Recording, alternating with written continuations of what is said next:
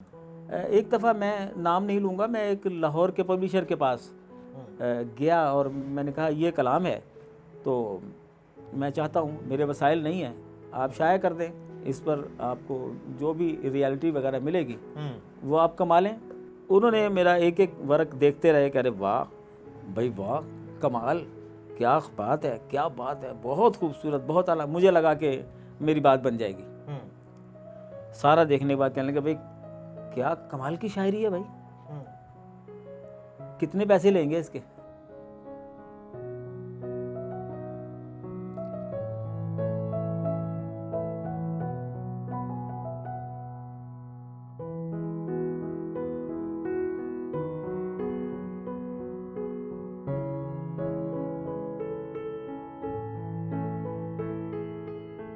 सत श्री अकाल, नमस्ते, अस्सलाम वालेकुम।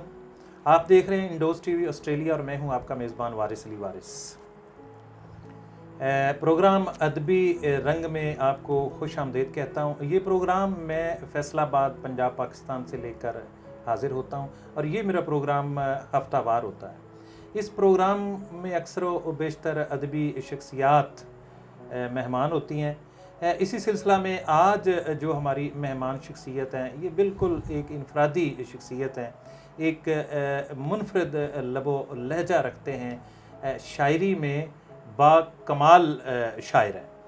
तो इनका एक शेर जो बहुत ही मारूफ हुआ, उसी से मैं अपनी बात का आगाज़ करता हूँ और उसके बाद इनका नाम भी मैं आपको बताऊँगा कि कितने अच्छे हैं, कितने अच्छे हैं मेरे घर के पुराने बर्तन, छत टपकती है तो कीचड़ नहीं होने देते। कितने अच्छे हैं मेरे घर के पुराने बर्तन, छत टपकती है तो कीचड़ नहीं होने देते। मेरी मुराद जनाब सरवर ख़ान सरवर। मैं आपको प्रोग्राम अदबी रंग में खुश आमदीद कहता हूँ। कैसे मिजाज हैं जी आपके? जी बहुत शुक्रिया। सबसे पहले तो मैं इंडोज़ टीवी का और आपका मशकूर हूँ कि आपने इस नाचीज़ को इस काबिल समझा और आप तशरीफ़ लाए और मुझे ये एज़ाज़ बख्शा। बहुत शुक्रिया। मैं फैसलाबाद के शोरा से मिल रहा हूँ और अक्सर शोरा और अदबा के इंटरव्यू कर रहा हूँ, तो मैं हैरान हो रहा हूँ कि कितने अजीम से अजीम शोरा इस शहर में पाए जाते हैं, जिनको अभी नेशनल जो पाकिस्तान के टेलीविज़न हैं या दीगर चैनल्स हैं उन पे शायद उतने मौके नहीं मिले जितने मिलना चाहिए थे। तो आज इंशाल्लाह आप हमारे इस मेहमान से मिलेंगे और इनकी शायरी सुनेंगे तो मुझे यकीन है कि आप ज़रूर लुत्फ़अंदोज़ होंगे। सबसे पहले सर आपका तारुफ मैं चाहता हूं कि हमारे नाजरीन को कुछ अपने हवाले से बताएं, फिर शायरी पे भी बात करेंगे और आपसे आपकी शायरी और दीगर जो आपके अंदर छुपी हुई चीज़ें हैं उनके बारे में पूछेंगे। वारिस साहब, मैं कोई बहुत बड़ी महय्युरुल अक़ूल तो शख्सियत नहीं हूँ, एक आम सा इंसान हूँ, एक आम से ख़ानदान से ताल्लुक़ रखता हूँ। जी जी। तो ये है कि मेरे जो बुज़ुर्ग थे वो हिजरत करके आए थे अलीगढ़ से। जी। तो अलीगढ़ में कुछ मेरे जो बुज़ुर्ग थे उनमें भी शेरी ज़ौक़ पाया तो जाता था। तो बाद अज़ां जब क़याम पाकिस्तान के बाद मेरे ननियाल में कुछ शुअरा मिलते हैं। माहिरुल कादरी, मौलाना माहिरुल कादरी भी उनका वो भी मेरे ननियाल से हैं। वाह वाह वाह। और मेरे नाना जान शफ़ाअत अहमद ख़ान वो नातिया शायर थे। तो मुझे उनसे भी इंस्पायरेशन मिली। बस फिर एक जो अंदर एक अलाव था उससे एक समत मिल गई। उसमें मैं बिस्मिल शमसी साहब को अल्लाह गरी के रहमत करे, उनका बहुत बड़ा किरदार है मेरे अंदर के शायर को बाहर लाने में।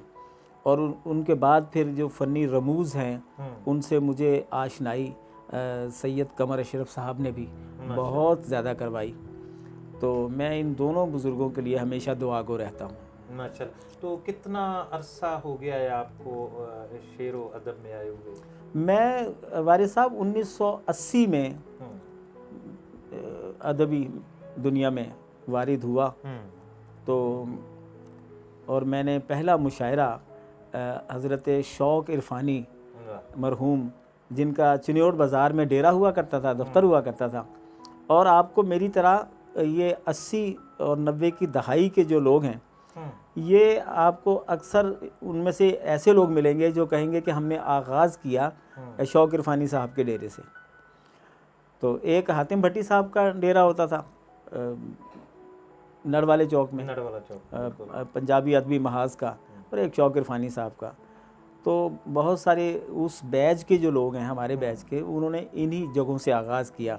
ये बड़े कमाल बुजुर्ग थे। एक डेरा और भी बहुत मशहूर हुआ, वो लाल मिल चौक, कॉटन वो फैक्ट्री जो थी, लायलपुर कॉटन मिल्स तो सारे का सारा, लायलपुर कॉटन मिल्स का अगर जिक्र कर लेंगे तो हमारी तो 2-2.5 घंटे बात नहीं ख़त्म होगी, क्योंकि वो इतना बड़ा अदबी मरकज़ है। हिंदो पाक के हवाले से अगर आप देखें तो इतना बड़ा अदबी जो गहवारा है वो हमें कहीं नहीं मिलता। तो लायलपुर कॉटन मिल्स के जो मालिकान थे वो लाला मुरलीधर शाद और उनका भाई, तो वो खुद शायर थे और अदब नवाज लोग थे। मैं कहता हूँ कि लाला मुरलीधर शाद एक ऐसी अजीब व गरीब शख्सियत है कि जिसकी बातें करें तो एक किताब बन जाए, इतने वो बहुत नाइस लोग थे। वहाँ जो शोरा ज़्यादा आते थे, निकले हैं, वो सरमायादार लोगों में से निकले हैं या मज़दूरों में से? मैं कहता हूँ जी 99% लोग जो है वो आम लोगों में से शायर आए हैं। लायलपुर कॉटन मिल्स ने बहुत शायर पैदा किए हैं, और यहाँ जो मुशायरा होता था इंडो पाक मुशायरा, उसमें तो खैर पूरे हिंदुस्तान से कंवर मोहिंदर सिंह बेदी साहब यहाँ तशरीफ़ लाते थे, जिगर साहब, और ये जो अपना राग़िब मुरादाबादी साहब उसके मेज़बान हुआ करते थे। बहुत बड़े बड़े नाम, फैज़ अहमद फैज़, यहाँ जो फैज़ झंझानवी पैदा हुए, जमील रामपुरी साहब पैदा हुए। जमील रामपुरी साहब मेरे दादा उस्ताद हैं जी। और फैज़ झंझानवी साहब तो ऐसे बाकमाल इंसान हैं, ऐसे बाकमाल शायर हैं कि शुनीद है कि फैज़ अहमद फैज़ एक दफ़ा तशरीफ़ लाए तो उन्होंने ये जुमला कहा कि अगर ये फैज़ इस्लामाबाद होता, कराची होता, तो फिर शायद इस फैज़ का चिराग ना जलता। ये बहुत बड़े कमेंट्स थे, गो कि उनकी अपनी एक अज़मत है, उनका बड़ा वर्क है, काम है। अपनी गुफ्तगू में ये फरमाया कि 99% जो शोहरा थे वो मज़दूर तबके से ज़्यादा। जी हाँ। तो ये एक तासर भी पाया जाता है कि शोहरा अक्सर मखलूकुल हाल ही होते हैं, क्या ये हकीकत है या ये इसे कोई कुलिया तो नहीं कह सकते। आज के दौर में भी हम देखें तो बड़े बड़े साहिब वसाइल जो लोग हैं वो भी बहुत उम्दा शेर कह रहे हैं। तो मैंने कहीं अपनी गज़लों में एक शायर शायद शेर कहा भी हुआ है कि कुछ गरीबी को भी फ़नकार से निस्बत कोई है। ऐसा एक मेरा मिसरा है कि अश्क को चश्मे आज़ादार से निस्बत कोई है। तो इस तरह की गज़ल है। तो बहरहाल वो, लेकिन अगर हम इसे कुलिया ना भी माने, जैसे मैंने अभी अर्ज़ किया, कहीं ना कहीं कुछ ऐसा है ज़रूर जिसे हम लफ्ज़ों में, जुमलों में डिफ़ाइन ना भी कर सकें, तो इस हकीकत को मानना पड़ेगा कि कुछ ना कुछ ताल्लुक़ है। एहसास ही तब होगा ना जब शायर खुद उस सतह पे जाके देखेगा, जिंदगी की सख्तियों को झेलेगा, बिल्कुल उसके सर्दो गर्म को बर्दाश्त करेगा। वो ही अच्छा शेर कह सकेगा। तो अब ये कहना कि शायर जो होता है उसे ज़िंदगी की सऊबतें बर्दाश्त करना पड़ती हैं, ये दूसरा रुख है। जिसने सऊबतें बर्दाश्त ही नहीं की, खुशहाली है, तो वो कैसे अच्छे शेर कह लेगा? सऊबतें बर्दाश्त की तो अच्छा शेर कहा, ये नहीं कि अच्छा शेर कहा तो सऊबतें बर्दाश्त करनी पड़ी। दो मुख्तलिफ बातें हो जाएंगी। अच्छा, किताबें कोई आपकी?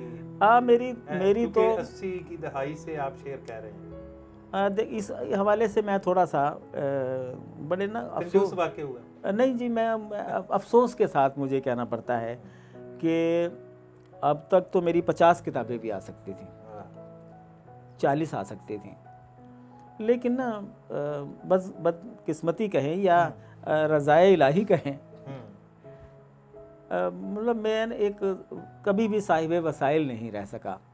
और मेरा ख़ानदान बड़ा वसी था, हम 12 बहन भाई माशाअल्लाह। तो उसमें आप ये देखें कि अगर मैं 7 बहनों का भाई हूँ तो एक 2 दहाइयाँ, 2.5-3 दहाइयाँ चाहिए इन्हें परवान चढ़ाकर और इन्हें ब्याहना। बिल्कुल, बहुत बड़ी जिम्मेदारी। पता नहीं ये बातें करने वाली हैं कि नहीं हैं ऑन एयर, लेकिन अब आपने बात की तो मैं कहता हूँ कि जब बहनों की शादियों से फारिग हो रहे थे तो पीछे मुड़कर देखा तो बच्चियाँ जवान हो रही थी, अपनी बेटियाँ जवान हो रही थी, उसमें लग गए। मुझे नहीं कहीं ख्याल आया कि ये वो वक्त है, ये इतना एक मौका मिला है, गैप आया है कि इसमें अपने हवाले से भी सोचा जाए और अपनी किताबें शाया करवा ली जाए। वैसे इसमें कोई गवर्नमेंट को, जो भी मौजूदा गवर्नमेंट होगी या आती जाती भी रही हैं, तो कभी गवर्नमेंट ने ऐसी कोई पॉलिसी नहीं बनाई कि जो अच्छा कहने वाले, अच्छा लिखने वाले, वो अगर इस पोजीशन में नहीं है कि वो अपनी किताब ला सकें, तो गवर्नमेंट को ऐसा कुछ सोचना चाहिए? हमारे इस हवाले से भी हमारा मुल्क जो है वो एक बदकिस्मती का शिकार है कि यहाँ किसी भी हवाले से मेरिट कहीं भी मयार नहीं है। अगर यहाँ मेरिट को मयार बनाया जाता तो आपको क्या लगता है कि ये जो 500-600 आदमी असम्बली में बैठा है, क्या ये मेरिट पर बैठा है? उनसे ज़्यादा काबिल लोग असम्बलियों में होने चाहिए थे ना। लेकिन नहीं, यहाँ मेरिट नहीं है, यहाँ जिसकी लाठी उसकी भैंस है। तो अगर ऐसे इदारे मौजूद हैं, अदबियात मौजूद हैं, और वो उनसे पूछा जाए तो वो कहेंगे हमने अब तक 1000 किताबें शाया कर दी हैं लोगों की, लेकिन वो भी मेरिट पर नहीं, ज़ाती ताल्लुकात पर और दीगर कुछ और असूल और ज़वाबित हैं, सिफारिशें हैं, अपना कद शो कराना, वो ये लोग वो नहीं है, वो इदारे ये काम नहीं करते कि लोगों को ढूंढें। ये तो इंडोज टीवी काम कर रहा है ना, कि जाके तलाश करता है। हम तो कोशिश कर रहे हैं कि कहाँ, जहाँ पे हमें यकीन करे, हम खुद कॉल करते हैं। और नाजरीन, ये खुसूसन मैं बताता चलूँ कि ये सरवर भाई ने जो तवज्जो करवाई है, खूबसूरत बात इन्होंने की है। और हम ये कोशिश कर रहे हैं कि जहाँ भी कोई अच्छा लिखने वाला है हम वहाँ तक पहुँचे और उसको दुनिया के सामने लाएं। तो हम तो एक कोशिश कर रहे हैं इंशाअल्लाह। तो अल्लाह करे कि कभी हमारे मुल्क में मेरिट को अव्वलियत हासिल हो जाए, मेरिट जो है वो मयार करार पा जाए, तो फिर सारा कुछ ठीक हो जाएगा। ऐसी कमेटी, कोई ऐसा इदारा होना चाहिए जो पहले देख ले, परख ले कि ये इस मयार पे ये किताब बन सकती है, उसको करे, जो नहीं बनती ना करे। हाँ जी, अगर वो आपके मयार पर पूरी उतरती है। और यहाँ पब्लिशर्स भी ऐसे नहीं हैं, किताब अब पढ़ी नहीं जाती, किताब बिकती नहीं है। एक दफ़ा, मैं नाम नहीं लूँगा, मैं एक लाहौर के पब्लिशर के पास गया और मैंने कहा ये कलाम है तो मैं चाहता हूँ, मेरे वसाइल नहीं हैं, आप शाया कर दें, इस पर आपको जो भी रियलिटी वगैरह मिलेगी वो आप कमा लें। उन्होंने मेरा एक एक वर्क देखते रहे, कह रहे वाह भाई वाह, कमाल, क्या बात है, क्या बात है, बहुत खूबसूरत, बहुत आला। मुझे लगा कि मेरी बात बन जाएगी। सारा देखने के बाद कहने लगे भाई क्या कमाल की शायरी है भाई, कितने पैसे लेंगे इसके? अगर बेचनी है तो बेच जाएं, हम किसी भी बड़े नाम से छाप देंगे। मैंने कहा ये तो मैंने लिखा है तो मेरे नाम से आना चाहिए। कहने लगे आपके नाम से आए तो बिकेगा कैसे? बड़े नाम, मशहूर नाम लिखेंगे तो ये बिक जाएगी, आपके नाम से नहीं बिकेगी, लिहाजा आप इसके बताएं क्या लेने हैं। ये तो हो रहा है यहाँ पर। पिछले दिनों मैंने एक फैसलाबाद के मारूफ शायर उनका इंटरव्यू किया, तो उन्होंने ये दावा किया कि 35 के करीब किताबें, शायरी की जो किताबें, उनके मुसवदे में बेच चुका। हाँ। उनके कोई खरीदार होंगे? हाँ, ऐसे लोग हैं और अल्लाह का शुक्र है कि ऐसे लोग यहाँ मौजूद हैं, ताकि ऐसों का भी भला हो रहा है। ऐसों का भी भला हो रहा हाँ, तो बहरहाल है, शोरा का भी भला हो रहा है इसमें। हाँ, ये कोई अच्छा अमल नहीं है, ये काबिल तारीफ़ अमल नहीं है, हम्म। लेकिन मैं इन्हें जो ऐसा कर रहे हैं मैं उन्हें वैसे कसूरवार ऐसा नहीं होता समझता। है? ऐसा हो रहा है, हो रहा है, ऐसा हो रहा है यानी होता था और हो रहा है और होता रहेगा, होता भी रहेगा। होता भी रहेगा। एक शायरी का एक टैग अपने ऊपर लगाने वाले लोग यहाँ मौजूद हैं, जिन्हें पता है कि मेरे पास भी ऐसे एक दो वाक़यात हैं वो कि भाई लोगों ने इस ख्वाहिश का इजहार किया, तो मैंने उनसे कहा कि आप अपने अंदर तलाश करें। अल्लाह ताला ने खूबियों से खाली कोई बंदा पैदा नहीं किया है, आपके अंदर भी रखा ज़रूर है कुछ ना कुछ। आपको लगता है कि मुझे शायर हो जाना चाहिए, शायर बन जाना चाहिए, ये शायर कहलाना चाहिए, लेकिन आपके अंदर शायरी नहीं है। आप तलाश करें, हो सकता है आपके अंदर मुसव्विर हो, आपके अंदर खिलाड़ी हो, आपके अंदर कोई डिबेटर हो। अगर आपने ढूंढ लिया कि आपके अंदर है क्या, तो आप उस शोबे में बहुत आगे जाएंगे। ये कोशिश मत करें कि मुझे शायर कहलाना है, ये क्या क्यों ज़रूरी है, जबकि आप खुद कह रहे हैं कि मुझे याद भी नहीं होता, मुझे मिसरा कहना भी नहीं आता, मुझे शायर का शौक़ भी नहीं है, शायरी का शौक़ भी नहीं है, लेकिन मुझे ये अच्छा लगता है कि लोग मुझे शायर कहें। शायर तो ये गलत फहमियाँ बहुत सारे लोगों में मौजूद हैं। यार ये शायद ये काम अज़लों से चलते आ रहे हैं और ये चलते रहेंगे। सरवर खान सरवर आज हमारे साथ मौजूद हैं और मैं ये दावा करता हूँ कि सरवर खान सरवर शायर हैं। शायर के अलावा भी आप कुछ हैं? हाँ, अगर कुदरत ने मेरे अंदर शायरी रख दी तो फिर मैं शायर ही हूँ।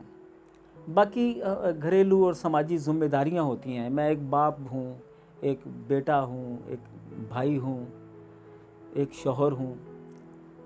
मैं कोशिश करता हूँ कि हर जो एक ओहदा है मैं उस मकाम पर कोशिश करूँ कि जिस हद तक मुमकिन है मैं वहाँ पर पूरा उतरने की कोशिश करता हूँ। नसर में भी कोई कोशिश की? नसर में भी मैंने जब मैं अवाम अखबार में काम किया करता था, ये 90 की दहाई से 99 तक की शायद बात होगी, उस दौरान मैंने 250 से ज़्यादा करंट अफेयर पर कॉलम्स लिखे। तो वो मेरे पास कितने ही सालों तक महफूज रहे और मैं चाहता रहा कि ये किताबी शक्ल में आ जाएं, लेकिन मौका नहीं मिल सका। और फिर वो उन अखबारों का ये हाल हो गया कि वो पड़े पड़े ही गल सड़ गए और रद्दी हो गए। और 80 से 90-95 तक की ढेर सारी शायरी थी जो ये आटे का थैला होता ना, इसके अंदर बोरों के अंदर तुनी हुई थी। घरों में ऐसी अलमारियां नहीं थीं, ऐसी जगह नहीं थी, चारपाई के नीचे डाल देते थे बोरे में भर के। तो कभी वो मौसम के असरात से वो अखबारात गल सड़ जाते थे। अभी हमारी बात चल रही थी कि हम शायरी की ख़रीदो फरोख्त के हवाले से, कभी आपको भी कोई पेशकश हुई? हाँ जी, मुझे बहुत बार इस तरह की पेशकशें होती हैं, लेकिन मैं इससे बचने की कोशिश करता हूँ। कोशिश करते हैं? कोशिश करता हूँ। कभी कबूल की हो कोई? वैसे किसी की रहनुमाई हो जाए, किसी को इस्लाह देना, अगर किसी को लगता तो है, अलग चीज़ है ना। यहाँ तक सही है। अगर किसी ने अपना हुई यानी एक कोई गज़ल है, कोई नज़्म है जो आपने मुकम्मल इस्लाह कर ली है, वो पूरी की पूरी अगर किसी ने मांगी है तो ऐसा नहीं, ऐसा नहीं है। क्या कहते हैं कि अगर किसी ने मुसवदा दिया है कि मेरी किताब छपने लगी है, इस पर एक नज़र मार दें, तो वो मुसवदे पे नज़र मार दी है और उन्होंने कुछ खिदमत कर दी है। तो बाकी मैंने अभी आपसे कहा कि अगर ऐसा हो भी तो मैं उसे ऐब नहीं समझता हूँ कि आपको, वो भी एक मेहनत है। सही, वो भी एक मेहनत है। और वो जो इस्लाह है ना, उसने चीज़ एक कही हुई है, तो उस्ताद के पास माशाल्लाह आपका जो मकाम है ना, एक उस्ताद का मकाम शायरी में ख़ुसूसन, तो कोई इस्लाह के लिए आपके पास आया, वो तो रहनुमाई ज़ाहिर एक जायज़ काम है। और हाँ, बुरा नहीं। अगर जो जो आप बात जो कहना बना चाह बनाया रहे हैं, काम। जो आप बात कहना चाह रहे हैं ना, मैं उसे भी गुनाह अजीम नहीं समझता हूँ। अगर ऐसा भी हो जाए तो वो कोई ऐसी काबिल एतराज़ बात नहीं है। नाज़रीन, सरवर ख़ान सरवर हमारे साथ मौजूद हैं और फैसलाबाद के बहुत ही खूबसूरत शायर हैं। तो कुछ मज़ीद सवालात भी इनके सामने रखेंगे। इतने खूबसूरत इनके जवाब हैं कि मेरे सवाल से ज़्यादा खूबसूरत जवाब दे रहे हैं। तो लेकिन उससे पहले उनसे कुछ अशआर सुने जाएं ताकि जब तक हम ये टेस्ट ना आप कर लेंगे तो शायद आपको यकीन ना आए। मैं तो इनसे बहुत ज़्यादा मुतासर हूँ। तो कुछ अशआर हो जाएं जी, कोई गज़ल, कोई नज़्म। मैं आपको एक पंजाबी गज़ल सुनाता हूँ।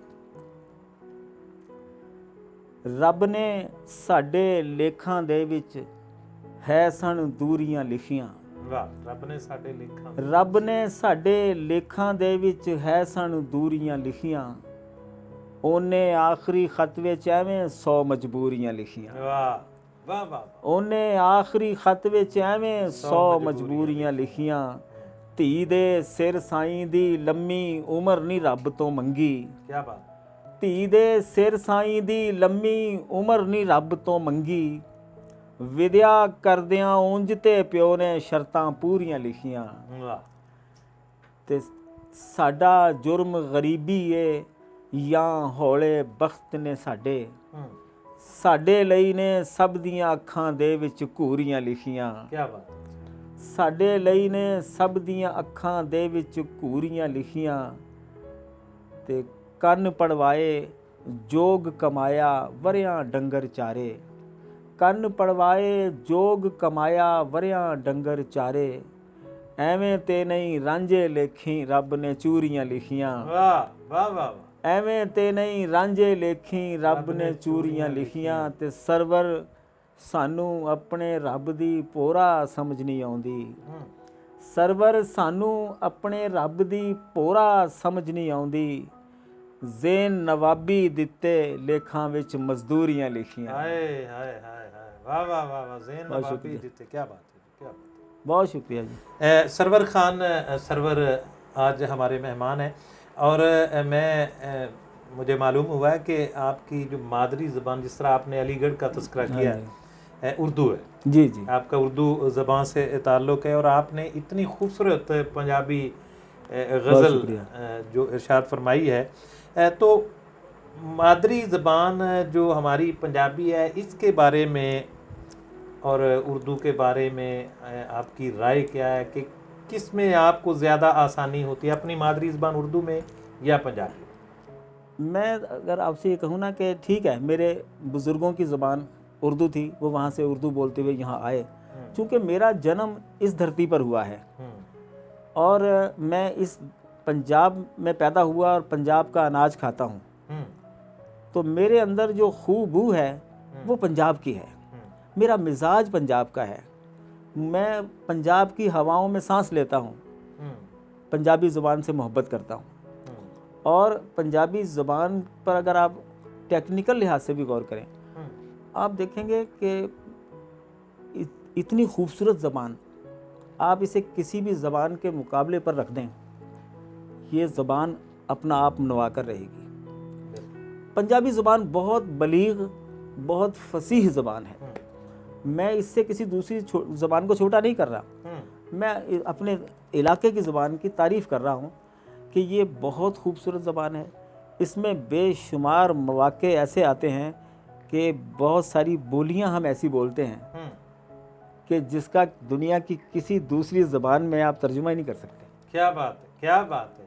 तो एक दो बोलियाँ भी तो हो जाए ना। इस वक्त मुझे कोई बोली याद तो नहीं है। मैं लबो लहजे के हवाले से बात करता हूँ। जैसे हम बात करते हैं, वो सिदक वाली बात हमने की कि भाई जब तक यानी चौल जिन्ने मर्जी खा लिए राजी जाता है बंदा, लेकिन रोटी खाद्या बगैर सिदक नहीं आता। वाह वाह वाह। सिदक रोटी खा के ही आता है। क्या बात, क्या बात। अब आप इसी पे गौर कर लें कि हम और ज़ुबानों में तलाश करने की कोशिश करें कि भाई अदा करो इस जुमले को, तो हम क्या कहेंगे, मैं उर्दू में कहूँगा कि यार तसल्ली नहीं होती, रोटी खा के ही तसल्ली होती है।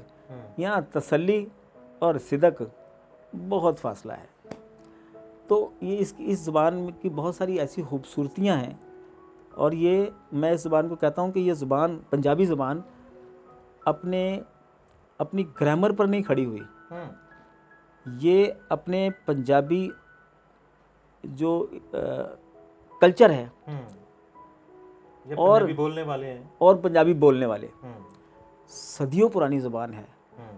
शायद दुनिया में कोई ऐसी ज़ुबान हो जो अपने बोलने वालों के दम पर खड़ी हुई है। सारी जो रीजनल लैंग्वेज हैं, अगर ये ख़त्म भी हो जाएं, मैं नहीं समझता कि पंजाबी ज़ुबान ख़त्म हो सकती है। बिल्कुल। अच्छा, पीछे नज़र दौड़ाएं तो सूफ़ी शुअरा ने जो पंजाबी ज़ुबान की खिदमत की है, जी जी, वो बाकमाल है। मौजूदा दौर में पंजाबी के नुमाइंदा शुअरा में से किसको आप समझते हैं? अच्छा, अदब तख्लीक तो इसमें अब पहले से भी ज़्यादा हो रहा है, चाहे वो आप उर्दू में ले लें और चाहे पंजाबी ले लें। अदब तो दोनों ज़बानों में भरपूर तख्लीक हो रहा है, शायद पहले से ज़्यादा हो रहा है। लेकिन वो मयार, वो बुलंद मयार कि आपके पास आज से 100 साल पहले से आप लिस्ट बनाते चले जाएं, आपके पास बहुत बड़े बड़े नाम हैं, उर्दू वालों के पास भी, पंजाबी वालों के पास भी। मौजूदा अहद में अभी चंद एक नाम हमारे पास हैं। हम उर्दू वाले फैज़ साहब का नाम लेंगे, फराज का नाम लेंगे, और पंजाबी वाले भी 2-3 नाम, वारिस शाह साहब के बाद 2-3 नाम मैंने बड़े। सूफिया के बाद ही सवाल किया ना कि सूफिया का तो एक मकाम बहुत बुलंद है ना। हाँ जी, तो इस अहद में इतना ज़्यादा काम जो है ना, मैं समझता हूँ कि उस पाए का काम हो नहीं पाया है, माजरत के साथ है। बहुत आला लोग काम कर रहे हैं, लेकिन जो आने वाली सदियों के लिए एक मॉडल बन जाए, ऐसा काम हो नहीं सका है। हम अपनी ज़बानों के तहफ़्फ़ुज़ के लिए दिन मनाते हैं,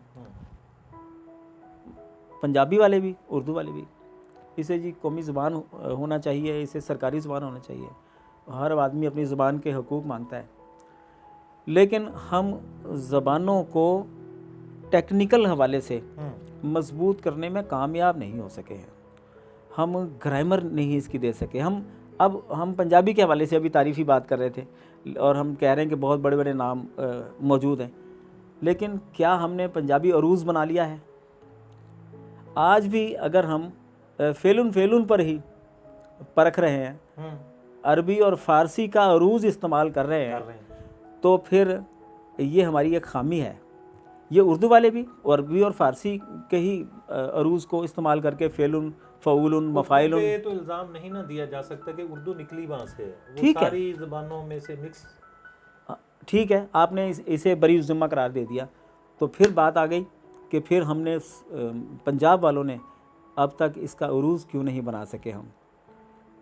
हमें इस पर काम करना चाहिए। बहुत बड़े बड़े लोग मौजूद हैं, अगर वो, और ये मैं नहीं समझता कि इतना ये मुश्किल काम है।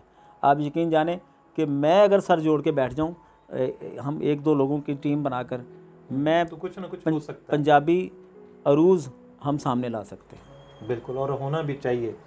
और मैं नाजरीन से कहता हूँ कि इंशाअल्लाह सरवर खान सरवर साहब इस पे कुछ ना कुछ करेंगे, और ये मेरे जुमले मौजूद रहेंगे कि सरवर साहब ने आज मेरे सामने कहा कि ये मैं कर सकता हूँ, और मैं दावे से कहता हूँ कि सरवर खान सरवर कर सकते हैं। मैं यहाँ पर एक बात ऐड करना चाहता हूँ, क्योंकि ये लाखों लोगों तक ये पैगाम पहुँचेगा, तो ऐन मुमकिन है कि मेरे इल्म में ना हो और लोग, बहुत सारे पंजाबी के जो बड़े लोग हैं, वो इस पर काम कर रहे हों या कर चुके हों, तो वो फिर यकीनन ये सोचेंगे कि ये ला इल्म है। इस बात से तहरीक तो आपकी तरफ से आ गई ना। हाँ जी, हो सकता है काम हो रहा हो, और वो मुझ तक नहीं पहुंचा, तो मैंने ये बात कह दी कि हुआ नहीं है। तो हो सकता है जो लोग कर रहे हैं उन्हें सामने लाना चाहिए काम को, ताकि ऐसी बात ना कोई कर सके, और किताबी शक्ल में उरूज़ देना चाहिए अपने मुआशरे को, अदब को, ताकि अब उसके बाद, अब जैसे मैं आपको मिसाल दे रहा हूँ, फेलुन है, गुरलग है, मफूलातुन गुरलग शानी बराबर है। इसी तरह जितने ये अल्फाज हैं उनके तो हम वो मुतबादिल ले आएंगे, लेकिन फिर भी पंजाबी ज़बान के लिए जैसे मैंने कहा कि इसमें आधा मात्रा भी मौजूद होता है। ये इतनी बारीक ज़बान है, इस पर थोड़ी सी मेहनत ज़रूर होगी, नामुमकिन तो नहीं है। तो हम पंजाबी के दामन को माला माल कर सकते हैं अरूज़ के ज़रिए भी। बहुत शुक्रिया नाजरीन। सरवर खान सरवर इल्म से माला माल हैं और ख़ुसूसन अदबी मालूमात और अदबी इल्म इनके पास काफ़ी है। तो इनसे बातें अगर करते रहे तो ये तो फिर ख़त्म नहीं होंगी। तो हम इनकी शायरी से महरूम नहीं रहना चाहते।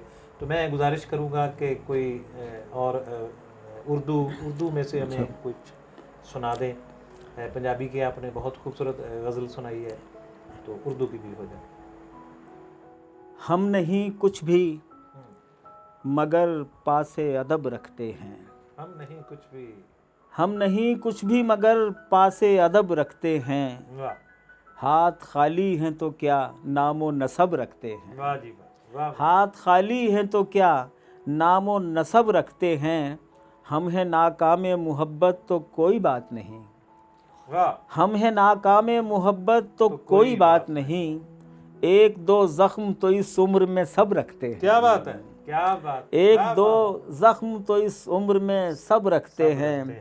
और जिनकी तनख्वाह में चलती नहीं रोटी घर की, जिनकी तनख्वाह में चलती नहीं रोटी घर की, उनके बच्चे भी खिलौनों की तलब रखते हैं, उनके बच्चे भी खिलौनों की तलब रखते हैं। कोई पूछे तो बताएं कि हमें क्या गम है, कोई पूछे तो बताएं कि हमें क्या गम है। हम हैं खामोश तो कुछ इसका सबब रखते हैं, हम हैं खामोश तो कुछ इसका सबब रखते हैं। ये ज़माना जिन्हें खामोश तबाह कहता है, बात कहने का वही लोग तो ढब रखते हैं, वाह वाह, बात कहने का वही लोग तो ढब रखते हैं। फिर बताओ ये शेर क्या मिसरा था? ये ढब वाले मुझे, हाँ, हम हैं खामोश तो कुछ इसका सबब रखते हैं। ये ज़माना जिन्हें खामोश तबाह कहता है, बात कहने का वही लोग तो ढब रखते हैं। हमसे दीवाने ज़माने में कहाँ हैं सरवर, गम के होते हुए भी जश्न तरब रखते हैं। वाह वाह, बहुत खूबसूरत है, बहुत शुक्रिया। कोई नज़्म? नज़्म मैं वो लेकर नहीं बैठा। वो अब मेरा जो हाफ़ज़ा है, याददाश्त है, वो पहले के मुकाबले में काफ़ी अब कमज़ोर है। चलो कोई गज़ल एक आधा और है तो एक मुझे ना एक ऐसी नज़्म है जो आज से कम से कम 35 साल पहले की है। वो नौजवानी का आलम था और वो जज्बात उसी उसी उम्र के हैं, लेकिन चूंकि वो मुझे पता नहीं कैसे जहन में महफूज रह जाती है। अगर आप कहें तो मैं वो नौजवानी वाली सुना। जी देखो लड़की मैं परदेसी, मुझसे प्यार न करना। देखो लड़की मैं परदेसी, मुझसे प्यार न करना, क्योंकि मुझको एक ना एक दिन लौट के जाना होगा। मुमकिन है मैं घर जाऊं तो मेरी माँ ने देख रखी हो कोई लड़की अपनी पसंद की, और मैं माँ का प्यारा बेटा, माँ की आँख का तारा बेटा, उसकी खुशी में खुश हो जाऊं फिर ना आऊं। और तुम मेरा रास्ता देखो, हर पल मेरी याद में तड़पो। देखो लड़की मैं परदेसी, मुझसे प्यार न करना। बहुत ही खूबसूरत। आज हमारे साथ मौजूद हैं सरवर खान सरवर, फैसलाबाद के शोरा में से एक नुमाया नाम, बहुत ही खूबसूरत कहते हैं, बहुत ही खूबसूरत कहते हैं। तो इंडोज़ टीवी के नाजरीन की खुशकिस्मती, हमारी खुशकिस्मती कि आज हमारे अदबी प्रोग्राम अदबी रंग में मौजूद हैं, हमारे मेहमान हैं। इन्होंने वक्त दिया तो सरवर खान सरवर साहब, नौजवान शोरा के लिए कोई मैसेज, कोई बात आप उनको बताना चाहें, कोई रहनुमाई उनको देना चाहें? मैं कहूँगा कैमरे की तरफ कि मुखातिब करके। सबसे ज़्यादा ज़रूरी जो है वो मुतालिया है। अपने अहद की शायरी का मुतालिया और अपने अहद से पहले के जो नुमाया नाम हैं उनकी शायरी का मुतालिया। मुताले से एक तो इंसान में ज़ख़ीरा अल्फाज, वोकेबलरी पैदा होती है, ये एक बात। दूसरी बात मैं ये कहना चाहूँगा कि कोई जो भी नौजवान शायर है वो सीनियर्स का अदब करना वो अपने आप पर लाजिम कर ले। अदब से इंसान सीखता है, अदब से ही मंजिल मुराद हासिल होती है। सीनियर्स का एहतराम किया जाए, सबको तस्लीम किया जाए। अदब व एहतराम जो है ये एक ऐसी खूबी है कि अगर ये किसी शख्स में जितना ज़्यादा बढ़ जाए, आप यकीन जानें कि उसके अंदर इल्म उतना ही ज़्यादा बढ़ जाता है। ऐसे है कि शायद कुदरत हमारे अंदर एहतराम का मादा, एहतराम का बर्तन जितना बड़ा देखती है उतना ही हमारे अंदर फ़न उठा के रख देती है। अपने बर्तन को वसी करें, अपने बर्तन, अपना ज़र्फ़ बड़ा करें। हाँ जी। नाजरीन, हमारे साथ मौजूद थे सरवर खान सरवर। अक्सर व बेशतर ये प्रोग्राम मैं पंजाबी में करता हूँ, क्योंकि सरवर खान सरवर की मादरी ज़बान उर्दू है, तो मैंने मुनासिब समझा कि आज इनकी मादरी ज़बान में बात की जाए। तो बहरहाल उन्होंने बात तो उर्दू ज़बान में की है, लेकिन पंजाबी से जो उनकी मोहब्बत है वो भी आपने सुनी। तो बहुत ही मज़ा आया सरवर साहब आपसे बात करके। नौजवानों के लिए आपने बहुत अच्छा मैसेज छोड़ा है। इंशाअल्लाह अपना ज़र्फ़ बड़ा करेंगे, बड़ों का अदब इहतराम करेंगे तो वो भी अपनी मंजिल को पालेंगे। तो मैं इजाज़त चाहता हूँ, मिलेंगे इंशाअल्लाह अगले किसी नए प्रोग्राम के साथ। अल्लाह हाफ़िज़।